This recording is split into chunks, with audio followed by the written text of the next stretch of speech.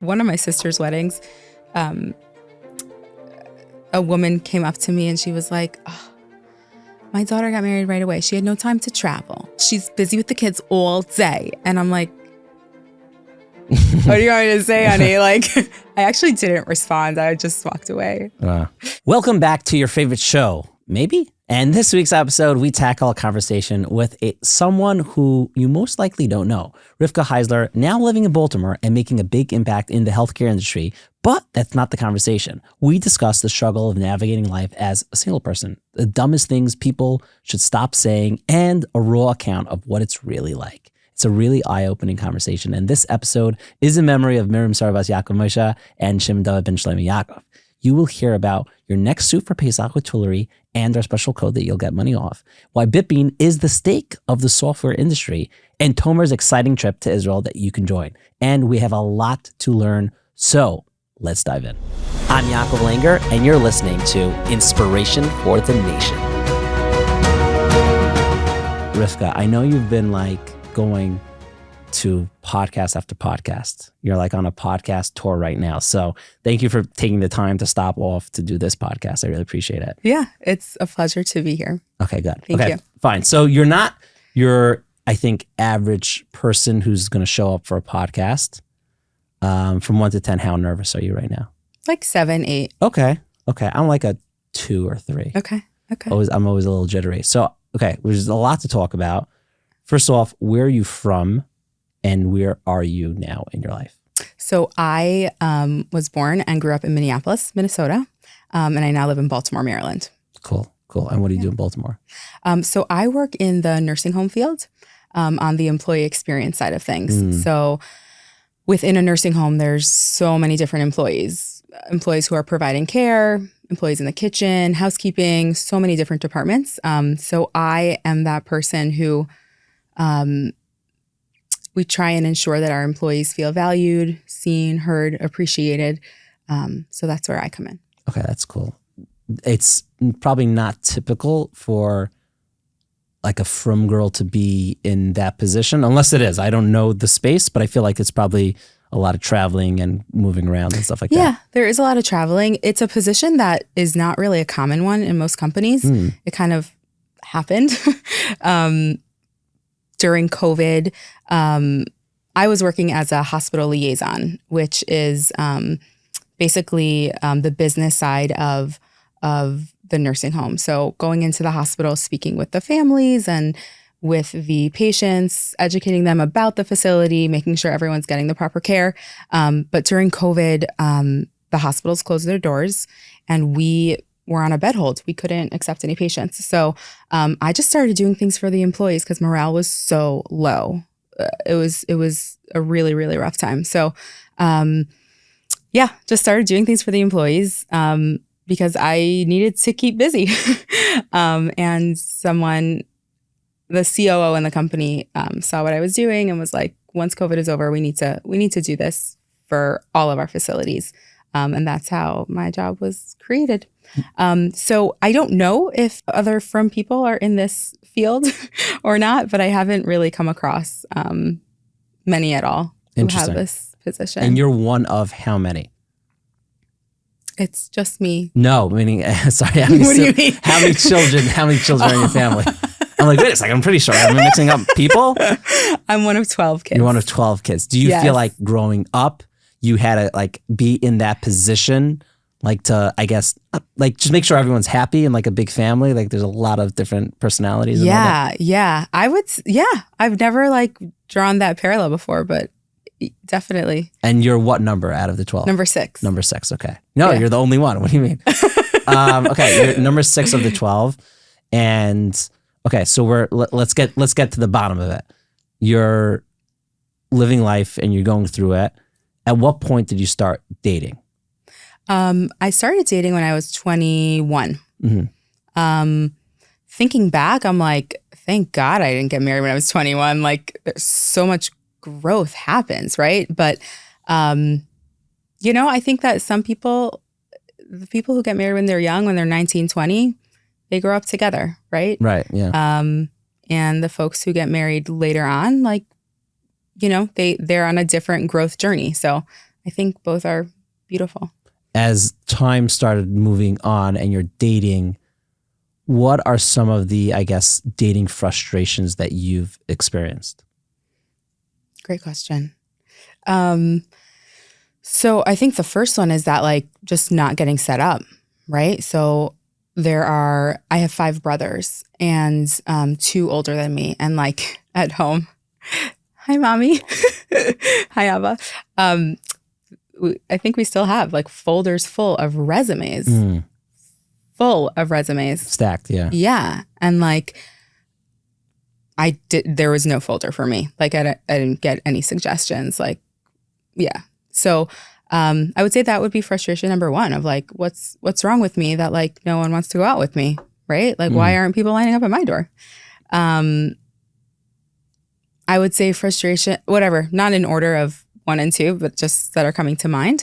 I would say going to shadchanim is a really scary experience as a young 20-year-old. You're in a vulnerable position. I was not very self-assured of myself. And, you know, you're in a vulnerable spot. And here's like this woman or man who, you know, you kind of feel like you're at their mercy. Like, who are they going to think of for me? What goods do they have for me, right? And like they size you up. And I think that, you know, I don't have all the wisdom, but I think that, you know how Rabbanim have to go get smicha in order to become a Rav? Like, I think shadchanim should at least like have a simple social skills class. Should go for shicha. Yeah. I just made up the word. Yeah, it's not a real thing.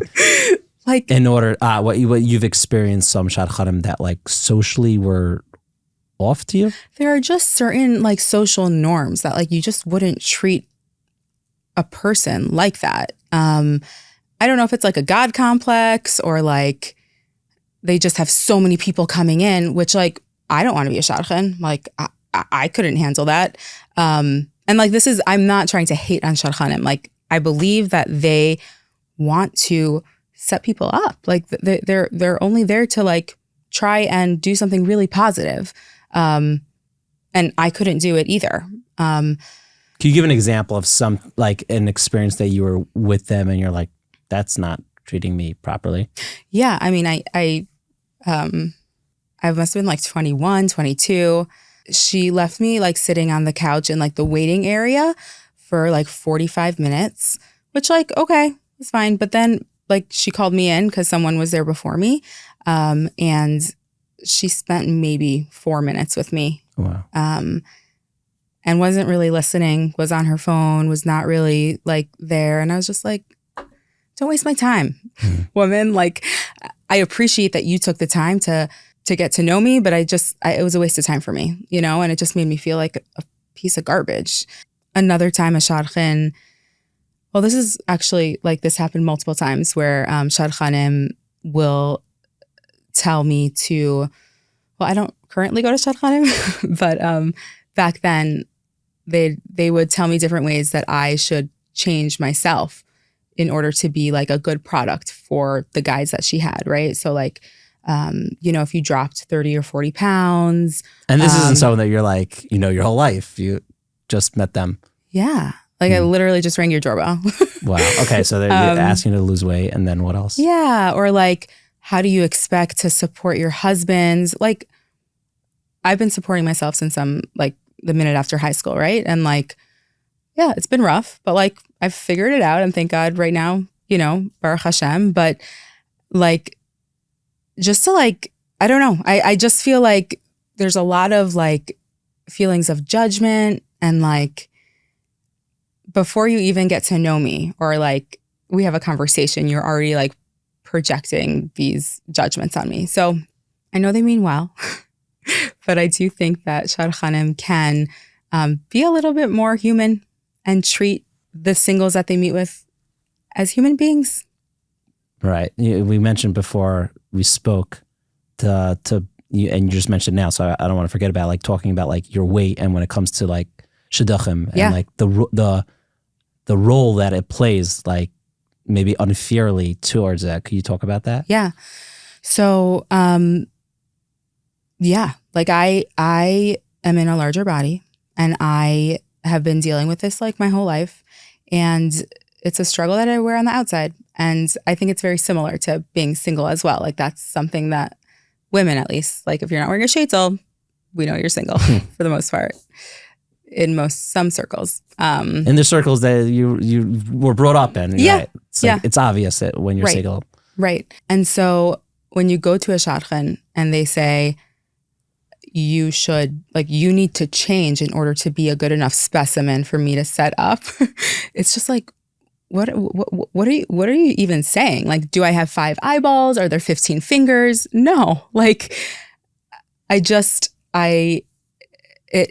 is something that has been really, really painful to deal with. Thank God, I've worked on myself and I'm a confident woman and I'm good with myself now. But when I was 21, 22, 23, like that was rough. I did not need to go to a shadchan to be like shut down like that, and walk out feeling like 2 cents. So that's crazy. Do you feel like every person who not every person, but a lot of people in your life trying to help, in quotes, help you, because I'm sure it's coming from a good intention. Right. But they're coming up with solutions to things in your life that you're like, this isn't a problem for me. But they're like, maybe if you did this, then you would get married. Or maybe if you do this, then you'll meet the right guy. Sometimes people will be like, why don't you move to New York? You'll be closer. But for the most part, I mean, I kind of filter it out. I don't think I really hear it anymore. But yeah, people have lots of ideas. Sometimes people will push me to go out with somebody and I might not be interested. So I have a great line. I'm just like, if you so badly need me to go out with them, why don't you take him out for coffee? And that usually stops it. So right, shuts it down. Yeah. As time was progressing, and I'd imagine your family and your friends are getting engaged or married. What was that like for you? Yeah. So in the beginning, so happy for my friends. I mean, through all of it, really, really happy. Depending on the closer friends, definitely, was harder. But thank God, I have really good friends who were able to have conversations and talk about the hard stuff. I think with my siblings, since we are such a close-knit sibling unit, was a lot harder, ran a lot deeper. 4 of my younger siblings are married. I remember, I don't live with these roommates anymore. I live in a house, but 2 of my roommates, we were sitting on the couch one Friday night and after the meal, and we're just schmoozing, and my younger sister right under me had just started dating. And I was like, guys, what happens if she gets married before me? How am I going to survive that? It all of a sudden occurred to me oh my God, this might happen. And I was flipping out. Fast forward 10 years later and I'm okay. Lots of therapy, lots of working on myself. It was hard. It was definitely hard. And they have been so sensitive and tried to really meet me where I was at and talk openly, about the struggles. But it's a certain reality, that I have to deal with. Have you ever had a close friend or someone who means a lot to you try to be more mindful and not hurt your feelings, but in the process, I guess, hurt you by not talking to you about them getting engaged and stuff like that? Yeah, for sure. Would you advise it for people to do that? No, I think being more direct, right? And bringing it up, talking about it, is just the right way to go. To just sweep things under the rug and just pretend and whisper. It's just dumb.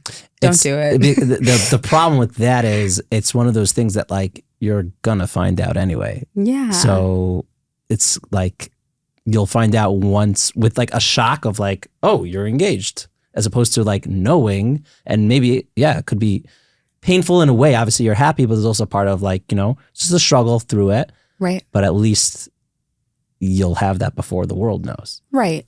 Just like that calm before the storm. So you can kind of just like walk into it with some grace. Right.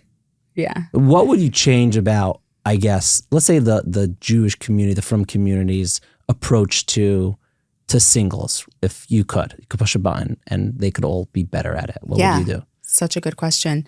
I think that it's starting a little bit, but like, for example, in my professional life, I have what to offer. I have value. People want to know my opinion. I feel like a certain sense of respect, not like I'm holier than anybody else, but just a certain level of respect. And when it comes to the Jewish community, like that's just it's not there. And that's sad because I have so much to offer, and like I would love to be more involved, but instead I just like throw myself completely into work, and that's where like I thrive. We'll be right back this week's episode, but first I have the AskTomer in the hot seat. AskTomer, you have quite a trip planned. Can you tell us about it? We have a Israel trip, the AskTomer Israel trip, May 26th through the 30th in Israel. We're staying at the Waldorf. We're going to visit many different cities. We're going to tour. We have tour guides. We have music every single night. We're going to have a party. We're going to have a blast. We're going to visit Kivrei Tzadikim. Every day, one place. I have very unique places to visit, places that most people do not have access to, to be, disclosed later. And the trip is really about learning to love the land of Israel, learning where you could potentially invest or buy, where you want to live. And Baruch Hashem, people are really looking, people are looking to buy. People are looking to move to Israel. Some people don't know where to go. I went to the Nefesh B'Nefesh convention, and that was incredible because I didn't have to convince anyone. Any person that was there like, yeah, I'm moving, I'm making Aliyah. Great. Talk to Tomer, AskTomer.com. So the trip is really geared towards people who are interested in learning about the land, having a great time. We're going to visit soldiers. We're going to give out tefillin. We're going to give out tzitziot, talitot. People that really want to make a difference and at the same time, have a wonderful time, have a great experience in getting connected with the land. So I've hired everyone that we need in order to make this trip a huge success. $3,800 per single person, $7,500 per couple, not including airfare. We're going to be staying at the Jerusalem Waldorf Astoria Hotel. Beautiful hotel. We have private chefs cooking up a storm every single night. We're going to barbecue for the soldiers. We're going to visit the Otef, Nova. So we have a really beautiful itinerary put together. And besides for that, somebody who cannot go and they're still interested and they want to learn more about Israel, hit me up. You're talking to me. You're not talking to anybody else. It's AskTomer.com. Just me, Tomer, Naftali. That's who I am. And Baruch Hashem, ever since our last episode, we've sold 12 apartments already. Thank God, inshallah, Baruch Hashem. It's incredible. People really, really want to know. And I'm just offering them a total service from A to Z, between the lawyer, the mortgage, and the power of attorney, and all the other stuff in between. I just buffer it and just keep it a very, very smooth and simple transaction. And that's what it's all about. So anybody's interested in joining us for this trip, now's the time. Register, ask Tomer. We have a jot form link, which you'll have in the show notes. And we're really looking forward to having a wonderful time. Okay. Yes, I'm sure it's going to be a blast. Tomer, thanks for coming in. And I hope you get a lot of people joining the trip and a lot of people buying apartments very soon. Thank you. I'm in. Okay. Now back to this week's episode. Do you feel like there's this pressure that one of the roles that a frum woman could have is, being a wife, being a mother, starting a family, and if it's not the right time yet, that you're not in that role or position, then all of a sudden people equate you as less worthy because of that? Yeah, it doesn't make sense in my mind. And sometimes I can't believe it's happening, but I'll be at a wedding or a bar mitzvah or something like that. And these little teeny boppers and shaitzels, and they're adorable and so cute. You know, like there's a certain, like, they have a certain status if they have a shaitel on their head, which is just, it doesn't make sense. Right. Yeah. It's like a catch-22 because on one end you want to, I don't know if the word's progress, but move on to the next stage. You're like, you know, if you're dating, you're actively looking to move on. But also on the flip side, you don't want it to become like, you don't want to become the single girl or the person who's having a hard time in that arena. But like at the same time, you want to progress. So like, how do you not let that define you? Yeah, I that would be like my message to the world of like, live your life.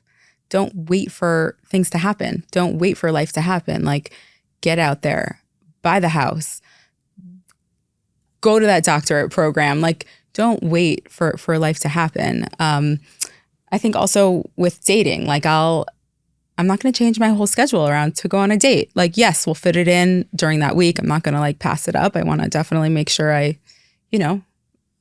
I'm covering all my bases. But like, yeah, if I have that gym class, I'm going to go to that gym class. If I'm going out with the friends, like, this is my life and I'm living it. You know, I'm not waiting for it to start once I find my man. So I think that's really important for singles to know. And I think also, like, when I was in high school, like, it was just a given. I was like, yeah, like, I'm going to finish high school, go to seminary, and get married. Like, I didn't even think that this was going to be my situation. And I wish that in high schools they'd maybe address this, you know, of like, guess what? You have immense value, no matter if you are single or you are married, and talk about what that looks like and how to create a meaningful life as a single person, because you can. I think the system is like maybe scared, or back in the day, are scared of like, oh, if you give I don't know if they even thought about it, but like maybe in the back of their minds, like if you give them if you give whether guy or girl the tools to navigate life without a family, again, you could still give the value of like, hey, this is the goal and this is the ultimate. This is what we prefer and hope. But let's be realistic. Not everyone will get married right away. Some people won't get married. And like, let's give you the tools to navigate life, whichever way, however you're going to live. Right, right. I think it's important. Yeah, not everybody's going to get married. And like, that's just a reality. It's scary for me to think about that. And I hope and I daven that doesn't happen for me. But like, when people say like, you know, you're one closer after like a breakup or something, or, you know, yeah, like you're going to find the right one. I'm like, you're not Hashem. You don't actually know that. And I don't think it's like a pessimistic, depressing, maybe it sounds that way from the outside. It's just like realistic and kind of protecting myself, right? Because like, I don't know what Hashem's plans are. I really hope that I'm going to find my husband and he's going to find me. I hope he finds me. But like, who are you to say that like you're one closer? You're not Hashem. Like it's not something helpful to say to a single person. Right. Yeah. In my opinion. I think so much of the stupid comments and dumb comments that come from people is with good intention. For sure. But it's usually doing the total opposite. Yeah.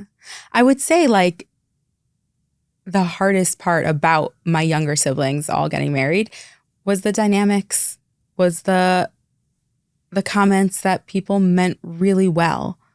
Really, really well. Like, I believe that. At one of my sister's weddings, a woman came up to me and she was like, oh, my daughter got married right away. She had no time to travel. She's busy with the kids all day. And I'm like, what do you want me to say, honey? Like, I actually didn't respond. I just walked away. Wow.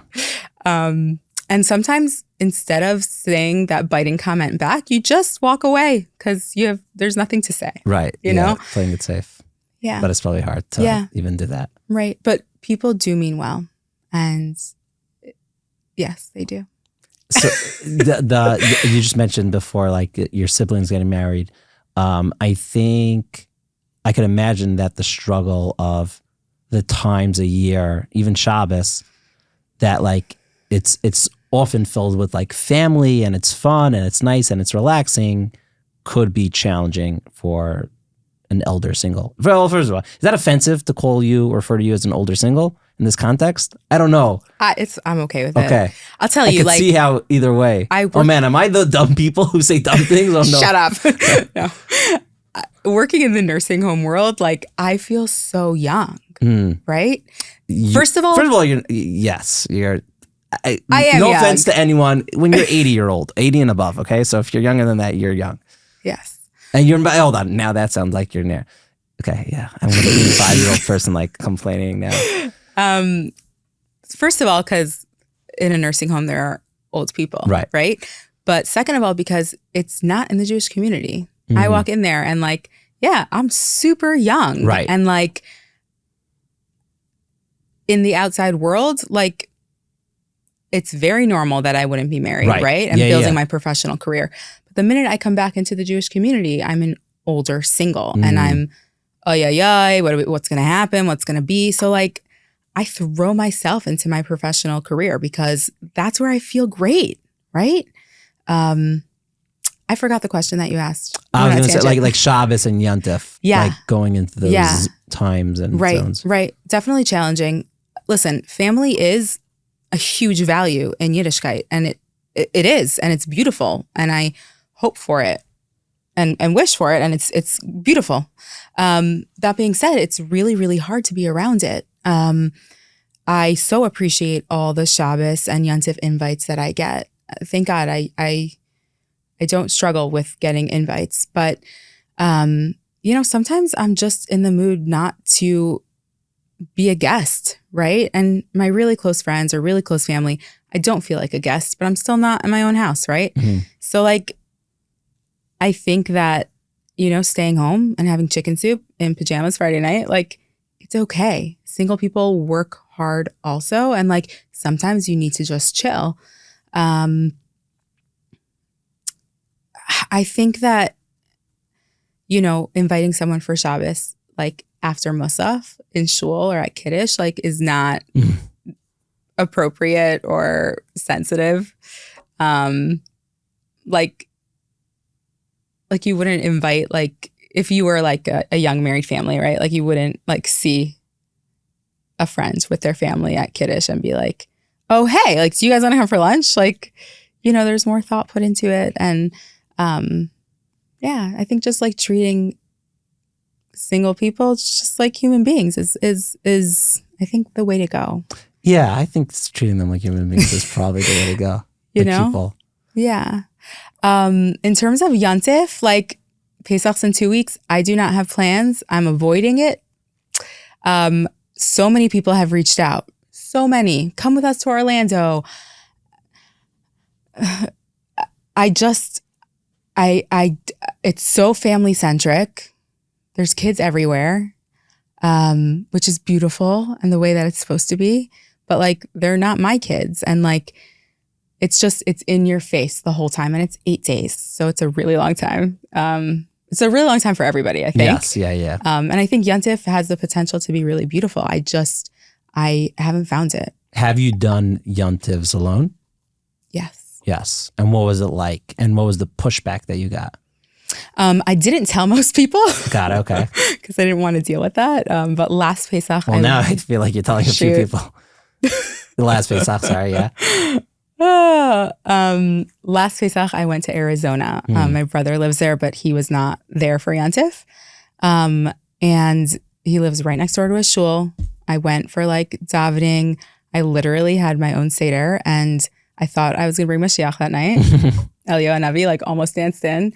There was like a certain like sadness that I was by myself, but like, I'd much rather be by myself than like in a room with 25, 30 people and like just feeling like I don't want to be here right now, So is it something I would do again? I don't know. I won't be doing that this year, I don't think.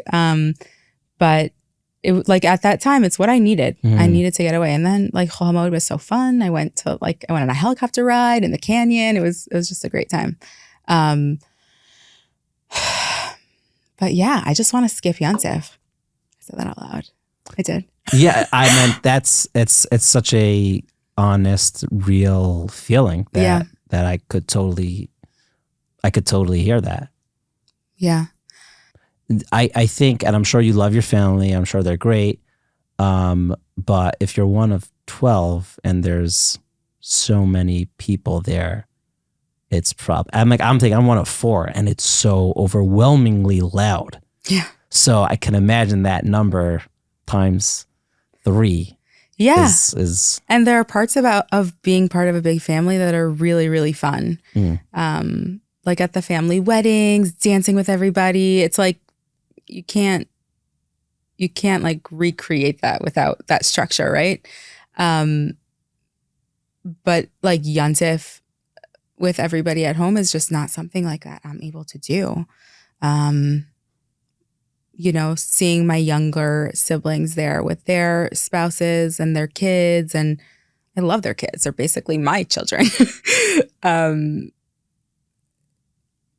It's too hard for me. It's too hard. And I like, I know people watching this podcast like don't know me, but like I love kids and I'm like my nieces and nephews' favorite aunt. So like, it's not like, oh my God, I can't stand kids. They're so messy and noisy. And like, I love kids. The setting is just, it doesn't work for me. I hear that. We'll be right back to this week's episode, but let's talk about cutting corners. Now, we've all heard of the allure of offshore development. Those prices can be jaw-droppingly low. But let me tell you, it's a classic case of getting what you pay for. Now, imagine, if you will, choosing between a plate of chicken bones and a succulent steak. Now, that's a real difference we're talking about here. And this is why Bitbean is the smartest place to get your things developed, to say it simply. So, what's the catch with going offshore? From personal experience and countless tales, it's a path riddled with pitfalls. First off, the documentation, or should I say, lack thereof. It's a common skip leading to projects turning into puzzles with missing pieces. Ever tried to coordinate when your team's already clocked out for the day halfway across the world? Yep, it's as fun as it sounds. And then there's the communication. You might have one person who speaks English but can't decipher a line of code, and another who codes like a wizard but can't navigate a basic conversation. This isn't just inefficient, it's a recipe for confusion. Oh, and the code, ever heard of spaghetti code? It's not a charming Italian dish. It's what you get when changes become a developer's nightmare. On the flip side, Bitbean crafts code with the precision of a Michelin star chef. It's designed for growth, ready to evolve with your business. Now, let's talk investment. With Bitbean, yes, you're looking at a higher upfront cost, but think of it as hiring an executive team that delivers perfection 24/7. You wouldn't cut corners with your leadership, so why settle for less with your software? Here's the clincher. Bitbean gets it. They're not just vendors. They're visionaries who speak your language, anticipate your needs, and align with your goals. It's not about coding. It's about connecting your dreams with reality. And in the end, it's your call. Chicken bones or steak, a shaky foundation or a solid future. Bitbean isn't just about software development. It's about building legacies. So who's ready to raise a glass to innovation, reliability, and dreams turned into reality? Here's to making choices that propel us forward. L'chaim de Bitbean. And now back to this week's episode. Do you think there's any single guys or girls that want to be treated like a nebuch, or like no one wants to be treated like a nebuch?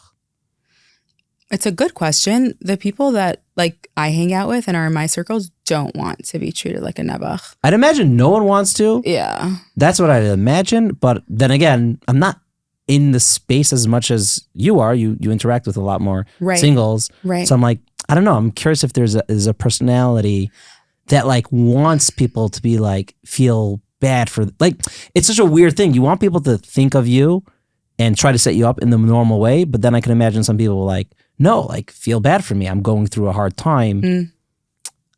And I'm thinking like, is that a personality thing or I don't know. I mean, I think that there are people who feel bad for themselves. And I think like that they're kind of like, they fall into like being a victim kind of, waiting for people to kind of pick up the pieces. And there definitely are people like that. I think that's where like living your life comes in. Like get out there, right? Like it also takes two to tango, right? So like if you want to be part of a community, if you want to get Shabbos, like you have to be outgoing. You need to go introduce yourself. You might need to be that first person to take the first step, you know? You can always rely on the others, I think. I hear that. Yeah. Where do you find the most, and it could have shifted and changed as you got older, but where's the most pressure coming from? Is it to get married, let's say? Is it coming from you yourself? Is it coming from your family? Is it coming from the entire trajectory of the community? Like where's the most Yeah, I push? think it's the community. Yeah? Like it's just the way that we grow up, Mhm. right? The system. Yeah. Yeah. My parents have not put a lot of pressure on me. They've been really like respectful Mhm. of my space. Sometimes I have like very well-meaning friends or family who will be like, why don't you just go out with him? Like, let's go. And I'm like, he's not my type. Right. Like, thanks. It doesn't work like that. You can't Yeah. just like apply Right. pressure and then it's Right. gonna go. But I do think it's more of like a systemic thing. You know, like girls come back from seminary and it's like, all right, like, are you starting to date? What's going on? Going back to the people who invite you, what is the ideal in general, not just for even you personally, what's the ideal kind of invite for, let's say, Yom Tov? What kind of host are you looking, or do you think the average person is looking for? What kind of host? Yeah.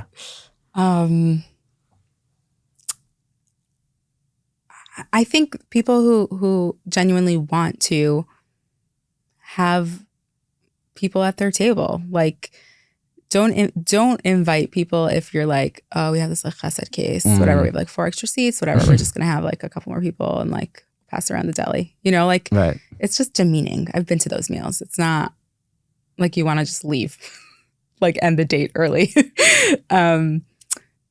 Yeah, like I would say like if you have the space, like both physical space, but also like if you have a bunch of kids and like you can't give your kids attention because you're dealing with the guests, like probably not a good idea to have guests either, right? Because then you just kind of feel like you're like there, you know? What's the ideal host? I've never thought of that. I don't know. People who just genuinely want to have That's a good answer. someone at your You don't have to table. provide more. That's- like, yeah. I think it's like also the way that you'll do an invite, right? Like, are you texting like earlier on in the week? And I know everyone gets busy. I'm busy too. Everyone gets busy, right? So like if I get an invite Thursday night, I'm not insulted, but I may already have plans. Maybe I don't have plans, you know? But I think if it's, you know, thought through earlier in the week, that's always comes across more thoughtful. If you let your single guest know who else will be at the meal, that's also very, very nice. Because like maybe they went out with somebody or maybe whatever it is. It's nice for them to know who else they're having at the meal. Yeah, I'm always open for like a new experience. So how do you approach emunah and bitachon, like faith and trust in God? I think it's something that it's the life's mission to always, you know, work on our trust with God. Yeah. But particularly going through dating and relationships, a lot more trust. We always need trust, but I feel like there's a lot more trust there. Yeah. I definitely have a relationship with Hashem and a lot of questions for him. And usually in my car is when we have the most heated conversations.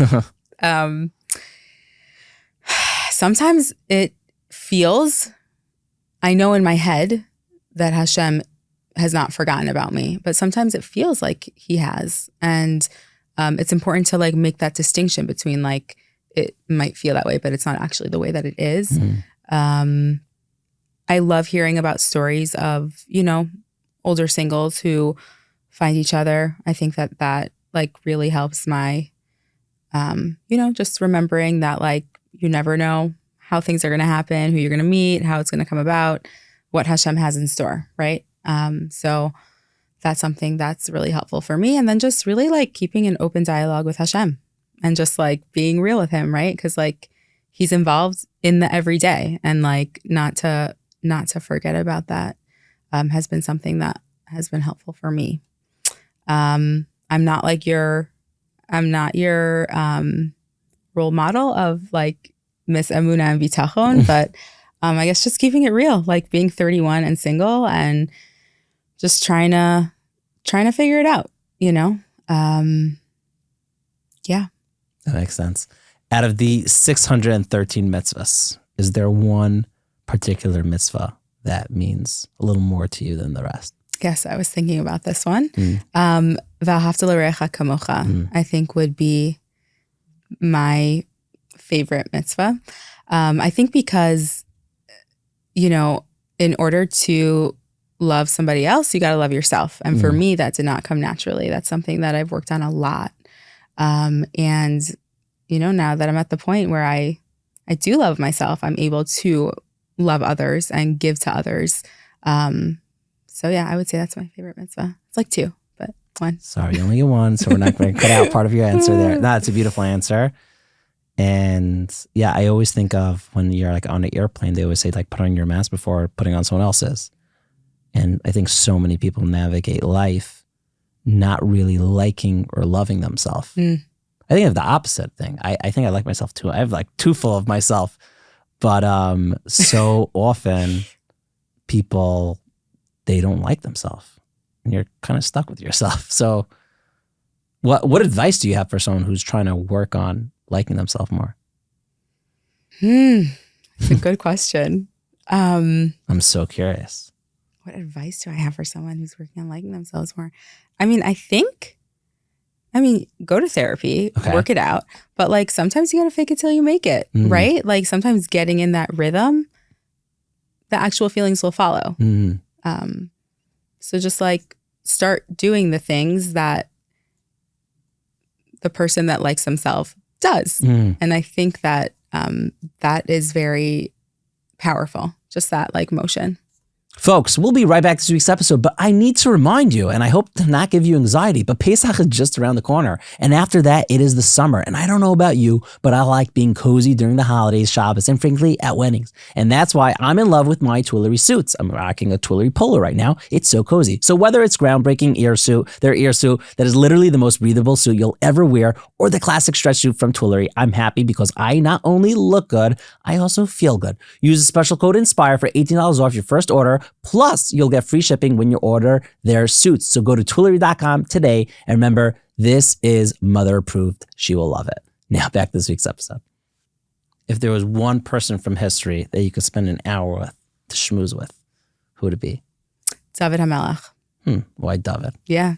He had a rough life. He did have a hard life. He had a rough life. And like, he kept it real, right? So like the highs, the lows, they're all there in Tehillim. And like, I think that, yeah, I would love to just like sit down with him and be like, yo, how did you do it? If I was your Rebbe, I'd be like, you can bring out your Tehillim. Every day. You could talk to David. Which I'm sure there's some, cathartic, therapeutic experience with Tehillim. But actual conversation with that would be cool. And he could like play some music also. Yeah. That would be cool. What's a harp situation. Yeah. All the instruments. What's the worst advice you've ever received? To lose weight for shidduchim. Okay. I feel like we covered that. Yeah. I mean, probably some other things too, but that was like, not a good one. Right. That makes sense. Okay. What's the flip? What's the best advice you've ever received? Best advice? Be yourself. Be yourself. Which is literally the flip of the worst advice, I feel. Like, you can't be you. Like you. Right. Like you got to fit into this box, right? Yeah, be yourself. Which is so you. crazy because there's so many people. What are we up to? Like 8 billion? Of course, you don't match with most of them, but you just need that one person. And if you're you, then I'm sure there's multiple you matches out there that like make sense. So why fit into those people that aren't going to be the actual match for you? Right. One other thing I would say, and I didn't mention this before, but like, very often I'll be set up with people who also struggle with their weight. And that is the only common denominator, right? So that's something that also like, don't do that. Right. I have a friend who's Persian also, and like she'll just get set up with Persian people. They don't have anything else in common. And she's also like, guys, like... There's a lot more to me than just that. Yeah. So, keep it in mind, Right. A person's a person. They have a a lot of Yeah, so many qualities parts. about them that like you got to match a few things. Yeah. What's a story that maybe even happened in your life? A story that gives you strength? So, so this gives me strength in like an interesting way, and you'll see why. So I negotiated a deal with the Baltimore Ravens, and I never thought we'd actually get to that point. Like I thought maybe we'd do some collaboration of like, maybe like the cheerleaders and a player would come to a facility, we'd take a cute picture and like do a write-up, and that would be it. So like I reached out to them. We had one meeting, we had another meeting, and like then like the higher ups from the company came down, and it ended up being this whole deal, right? Like we're doing commercials with them. We have a suite. We're bringing employees to games. We have multiple parades in our facilities for the residents. Like we have this legit partnership going on. And I was thinking about it the other day. Like I just like had a whim. I was like, oh, I don't know, maybe we'll try it. And like I tried it. And then like it became this big, huge thing that I never even imagined was possible. Like I didn't even have an idea in my head. And so I think the message is like, just try things. Like you never know. You never know like where your like small little idea that you think is kind of crazy and out of the box and like probably won't ever happen, but like you're going to give it a shot. Give it a shot. Like you just don't know where it's going to take you. Also, something I draw strength from is just looking at my life and like being like, okay, where was I 15 years ago? And like, all right, like I draw chizuk from my life, even though like I'm still in the struggle. I think we all are, right? We all have different struggles. Mine are just on the outside. So That's very nice. Yeah. It's interesting because like I think when the way I always looked at it was to like try to get chizuk or inspiration from like the person I want to be or want to become. I never thought about it like looking backwards of like, which makes a lot of sense now that you say it. Like look where you were and like imagine I told myself I'll be where I am in 10th grade. Like what my 10th grade self would have thought. mm-hmm. It's interesting. Yeah, I do. If I really think about it, I do think I would draw chizuk. I think most people would be like, oh wow, look, we accomplished so much and we don't often realize it and like see the growth, and because it's Right. in our life, it's Right. Like during a rough day or a tough time, like just be like, okay, 10 years ago I was there and like, all right, I can handle this. I do that often. it's very powerful. Yeah. Okay. I mean, the biggest takeaway that I took is to reach out so we could have the Living L'Chaim Baltimore Ravens studio. I definitely have a connection there, so we will definitely talk off camera. Thank you so much for coming here and doing this. Definitely not a short drive. And I definitely want to give a big shout out to Rabbi Motzen, who was the shadchan here. Yes. A good shadchan. He's great. I'm very happy. You're a great guest. We'd love to have you on another show. I'm like awkwardly making believe there's a date like in a podcast. It's not really working so well. Yeah, no, he's great. And I was in a shul once, and I think it's so cool the way he's gonna hurt me for saying this and bringing him up even, I think, but it's good. I think the shul is so cool. It's such a innovative, and the way a shul really should be functioning. Yeah. Yeah. I mean, growing up out of town, I was really craving that kind of feel, right? Lots of different types and stripes, just like an eccentric group, right? Lots of ages, lots of different, levels of religiosity, and you can be real. You can be real. Rabbi Motzen is really like a genuine Rav who not only just like says beautiful things, but like he really, acts that way as well. And so that speaks really loudly to me. His shul, I think, is the only one in Baltimore that has single women on his board. Yeah. That's cool. I'm not one of them, but I think it speaks volumes, Right. Right. Yeah. That's really cool. Shout out to Ner Tamid. Yes, big shout out. Okay, thank you so much for doing this. Thank you. Thanks for having me.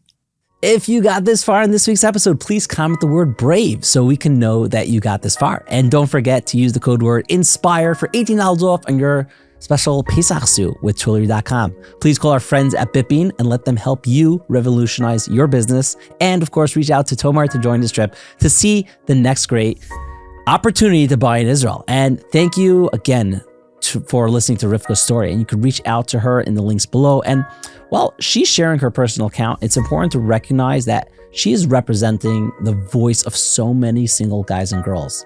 And I often get suggestions from people for this podcast. And it's obviously, get the wild stories and the people that would make a great podcast. That's obvious. But I was very excited to have Rivka because I think there's a value in finding the everyday struggles and challenges that people go through. And it might not always make it to air, but it really represents a true pulse into what makes someone a real inspiration. And of course, there were a lot of people who could have sat in the seat. And I admire Rivka for coming on and to focus on, continuing her life and the message of just not letting, in quotes, being single get in the way of what Hashem has in store for her. And also, I'm not sure if you could tell, but Rivka was nervous. And after we recorded, she expressed that she's happy to do this. And at the same time, she's really opening up her feelings to the world. And that takes real courage. And I think that's what makes someone an inspiration for the world. You thought I'd say nation, didn't you? And of course, if you'd like to donate and inspire millions, your generous donation enables us at Living L'Chaim to share uplifting messages globally, enrich lives, and foster positive changes worldwide. So you could go on the link to help us help everyone. Thank you. And last and not least, there is a concert coming up with the best singers ever. All proceeds are going towards Shai Graucher's unbelievable campaign, unbelievable movement that he's making to help those in Eretz Yisrael, the neediest in Eretz Yisrael. So go ahead and come to the concert. It's going to be a blast, a lot of fun. And Living L'Chaim is a proud sponsor of it and media sponsor. And we'd love to see you there. So hit the link in the show notes for your ticket. And remember, inspiration is all around you. L'Chaim. Living L'Chaim.